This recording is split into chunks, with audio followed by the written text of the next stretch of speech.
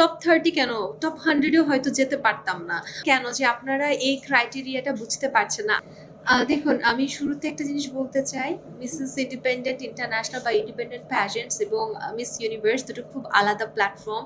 Miss universe যেটা বিশ্বের সবথেকে বড় একটা প্ল্যাটফর্ম, আর ইন্ডিপেন্ডেন্ট ইন্টারন্যাশনাল যেটা খুবই নতুন আসা একটা প্ল্যাটফর্ম, এবং দুটোকে কখনোই আসলে আপনাদের মার্চ করা উচিত না, বিকজ দুটো আলাদা। এবং মিস ইউনিভার্সে আমাদের দেশের, বিশ্বাস করুন, আমাদের দেশের গর্ব মিথিলা আপু, যিনি এত বড় একটা আসরে গিয়ে বাংলাদেশের নাম এত দূর পর্যন্ত নিয়ে গিয়েছে। সো এখানে আসলে আমার সাথে মিথিলা আপুর কোনো কম্পারিজনই হয় না। মিথিলা আপু একজন মডেল এবং সে সম্পূর্ণভাবে ফিট একজন বিউটি কুইন। আর আমি যেখানে গিয়েছি সেখানে আমি আমার দিক থেকে চেষ্টা করেছি। মিস ইউনিভার্সের মতো একটা মঞ্চে যদি আমি থাকতাম, হয়তো আমি টপ 30 কেন, টপ 100-এও হয়তো যেতে পারতাম না, বা আমি হয়তো কখনো সিলেক্টই হতাম না বাংলাদেশ থেকে। সো দুজনকে কখনোই এক করা উচিত না। আর পোশাকের ব্যাপারটা আসলে দেখুন, সব জায়গায় একটা ক্রাইটেরিয়া থাকে। আমি জানি না কেন যে আপনারা এই ক্রাইটেরিয়াটা বুঝতে পারছেন না। আমার প্যাজেন্টে এক ধরনের ক্রাইটেরিয়া ছিল, সেখানে অন্য ধরনের ক্রাইটেরিয়া ছিল। সো দুটো প্যাজেন্ট আলাদা, পোশাকের ক্রাইটেরিয়া আলাদা, সেগমেন্টস আলাদা। সো দুটোকে মিক্স করা আসলে কখনোই উচিত না।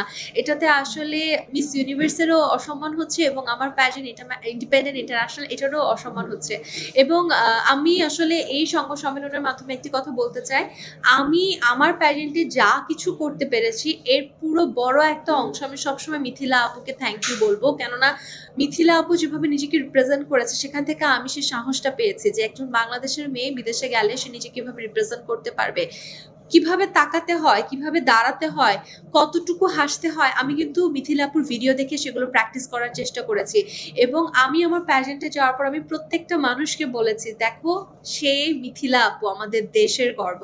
সো আমার মনে হয় আমাদের দুজনকে মিলানো একদম উচিত না।